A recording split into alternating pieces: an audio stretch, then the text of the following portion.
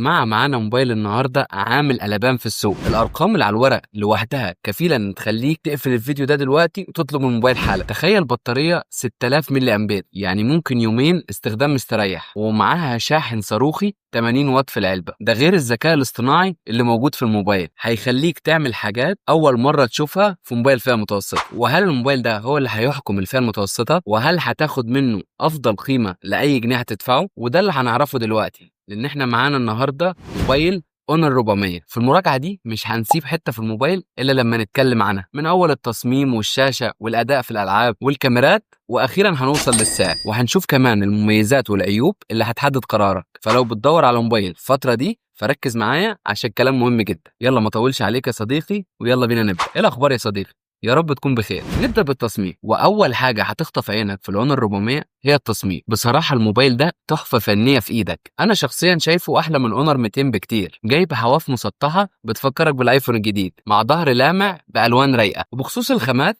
فالظهر جاي من الازاز والفريم الجانبي من البلاستيك. وفي ناس هتقول لك ازاز وبلاستيك ده اي كلام، بس صدقني يا صديقي الاحساس في الايد ممتاز جدا. تحس انك ماسك موبايل متقفل صح، والخامه بتاعته بريميوم. وزنه خفيف على الايد حوالي 184 جرام، وسمكه رفيع جدا 7.3 مللي، يعني مريح للاستخدام لفترات طويلة. تصميم الكاميرات الخلفية مميز جدا، هما كاميرتين بس بارزين شوية، بس بصراحة شكلهم منظم وجميل. أما البصمة فهي مدمجة تحت الشاشة وسريعة جدا في الاستجابة. والموبايل كمان مقاوم للمية والغبار IP66، يعني ما تقلقش يا صديقي من رشة مية خفيفة او تراب بسيط. لكن كنت اتمنى يا صديقي انه يبقى بمعيار اعلى زي بعض المنافسين اللي بيقدموا معيار بيوصل لحد IP69. وبالنسبه للزراير فهي في مكانها الطبيعي. زرار الباور والصوت في الجنب اليمين، تحت هتلاقي منفذ التايب سي، ومفيش منفذ 3.5 مللي للسماعه. بس في المقابل عندك سماعتين ستيريو وبيدوك تجربه صوت تحفه، وبيدعم شريحتين اتصال ومش بيدعم كارت ميموري. وكمان الموبايل ده جاي بميزه انه بيدعم الاي سيم، ودي ميزه هيستفاد منها بالناس اللي بتسافر كتير او بيستخدموا اكتر من خط.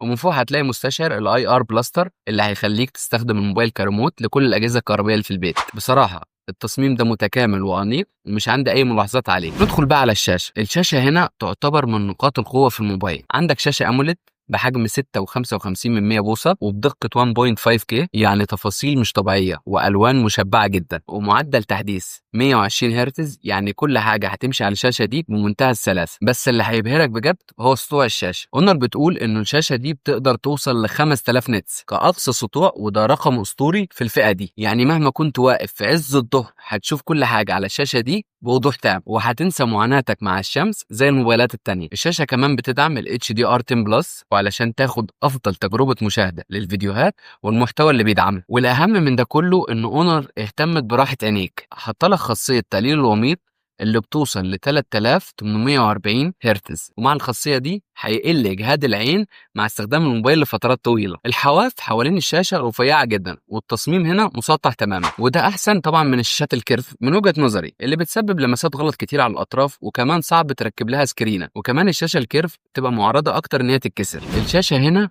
تحفة بجد في فئتها، وفيها ميزة قوية جدا مضافة بالذكاء الاصطناعي، وهي بتخليك تحسن جودة أي فيديو حتى لو جودته الأصلية مش عالية، ودي هتفرق طبعا معاك في تجربة المشاهدة. وبصراحة العيب الوحيد اللي ممكن أخده على الشاشة دي إن اونر ما أعلنتش عن أي طبقة حماية للشاشة، بس يا صديقي هتلاقي عليها سكرينة متركبة جاهزة. وبالنسبة للصوت زي ما قلنا فالموبايل ده فيه سماعتين ستيريو وبيدوك صوت مجسم ونقي، يمكن مش أعلى صوت في الدنيا بس هتاخد كواليتي فعلا محترمة. يلا بينا دلوقتي يا صديقي نروح للمكان اللي فيه كل الكلام، ألا وهي كاميرات الاونر 400. الكاميرات في الاونر 400 ممكن تخليه اختيارك الاول والاخير. الموبايل جاي بكاميرا اساسيه بدقه 200 ميجا بكسل، وطبعا برقم زي ده هتقدر تاخد صور بتفاصيل خرافيه، وهتقدر تعمل زوم ديجيتال عليها، وهيخلي التفاصيل برضو لسه واضحه. والكاميرا بتيجي فتحه عدسه f1.9 ومثبت بصري حقيقي OIS علشان الصور والفيديوهات تطلع ثابته وما تتهزش. في الاضاءه القويه يا صديقي الصور بتطلع شارب جدا والوانها تحفه، وده بفضل معالجه اونر للصور حتى بالليل او مع الاضاءه الضعيفه بالمستشعر الكبير ده. ومع OIS بيقلل اي تشويش ويخلي الصور منوره وواضحه. بس مع الاسف يا صديقي اونر هنا استغنت عن عدسة الزوم اللي كانت موجودة في الاونر 200. هنا الزوم بيعتمد على الكاميرا الأساسية اللي هي ال 200 ميجا بكسل، والكاميرا دي بتخليك تقدر تعمل زوم لحد 2 اكس و4 اكس بجودة كويسة جدا، وخصوصا مع وضع البورتريه اللي موجود هنا خطير جدا لما قارناه كمان بالاي 56. يا صديقي لو عايز مراجعة بين الموبايلين، بين الاونر 400 والاي 56، اكتب لي في الكومنتات.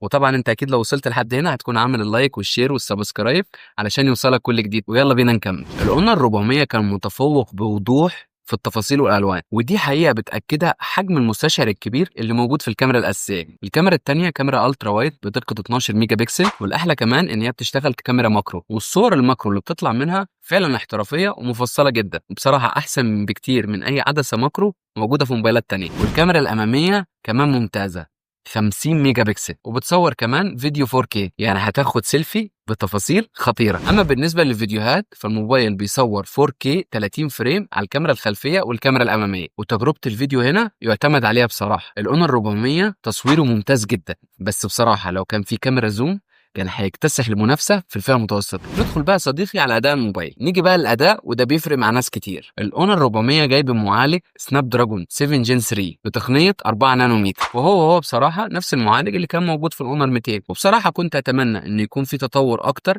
عن المعالج اللي كان موجود في الجيل اللي فات، بس بصراحة المعالج ده مازال بيقدم أداء ممتاز جدا في الاستخدام اليومي، ومع رامات عالية تقريبا موجودة في كل نسخ الموبايل. هتلاقي المالتي تاسكينج والتنقل بين التطبيقات بيتم بسلاسة مش طبيعية، ومع سرعة تخزين موجودة في الموبايل ده عالية، بس ما تنساش انه مش بيتركب له كارت ميموري زي ما قلت لك قبل كده. وبالنسبة للألعاب المعالج ده جايب اكتر من 800 ألف نقطة على انتوتو، ففي لعبة زي بابجي هتلعب على 60 فريم ثابتين ومستقرين، وتجربة اللعب هتبقى سلسة ومريحة. وفي كول اوف ديوتي هتقدر تلعب على اعدادات عالية وهتاخد 60 فريم برضو ثابتين. وباختصار شديد الموبايل ده هيديك اداء جيد ومستقر في معظم الالعاب. بس لو انت جيمر وعايز اداء اعلى وجرافيك اعلى ممكن تشوف موبايلات تاني مخصصة للألعاب، زي المراجعة اللي بتجهز لأحسن موبايل في الفئة المتوسطة مخصص للألعاب. بخصوص الحرارة أثناء اللعب أنا سمعت كلام كتير، طبيعي إن أي موبايل يسخن خاصة في الجو ده مع الألعاب التقيلة. بصراحة الأونر 400 بيسخن بشكل ملحوظ، بس مش بيوصل لدرجة إن يخليك ما تقدرش تمسك الموبايل. وبصراحة هو بيسخن، بس توزيع الحرارة في الموبايل ده كويسة،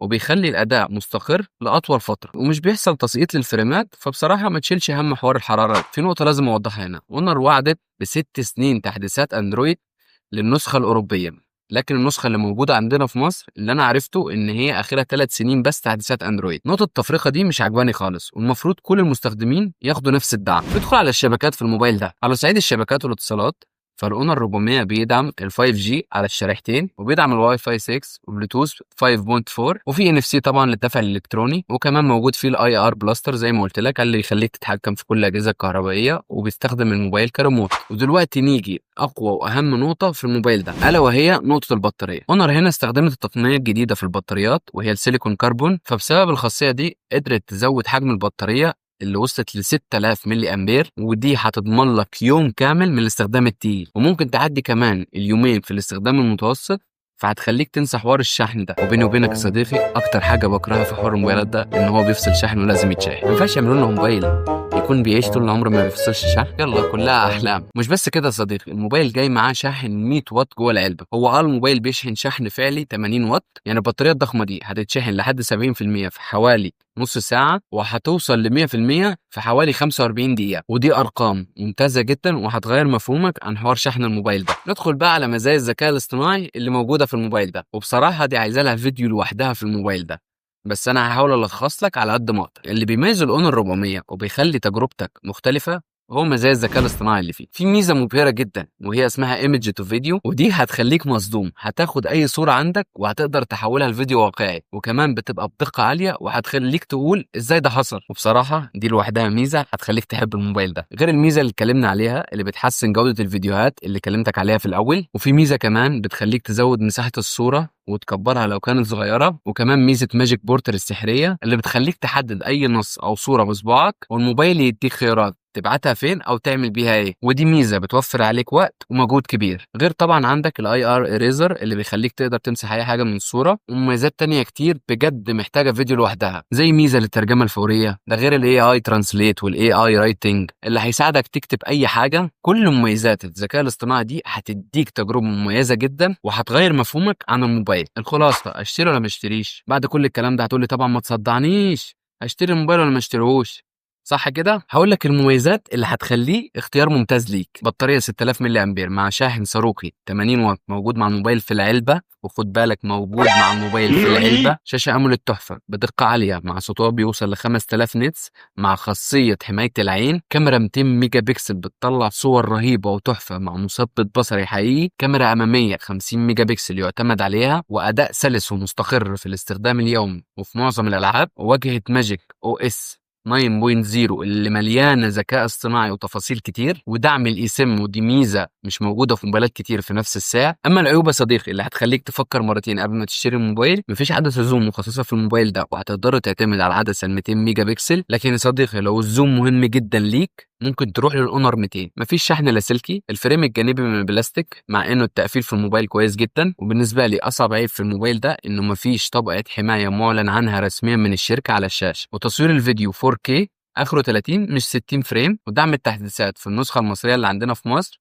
3 سنين تحديثات اندرويد، ودي بالنسبه لي حاجه محبطه جدا. ومن وجهه نظري يا صديقي الاونر 400 موبايل متوازن جدا وهيدي لك كل اللي انت محتاجه، خصوصا انه سعره مميز جدا على الامكانيات اللي بيقدمها. وانا بصراحه شايف انه يستحق ان انت تشتريه. سعر النسخه ال 12 جيجا رام مع 256 مساحه تخزين 21000 ونص، والنسخه الاكبر ال 512 مساحه تخزين مع 12 جيجا رام برضه 23000 ونص. لو انت وصلت لحد هنا يا صديقي فاكيد انت عملت اللايك، ما تنساش الشير وفعل زر الجرس واعمل سبسكرايب لو انت مش عامل علشان يوصلك كل جديد. سلام.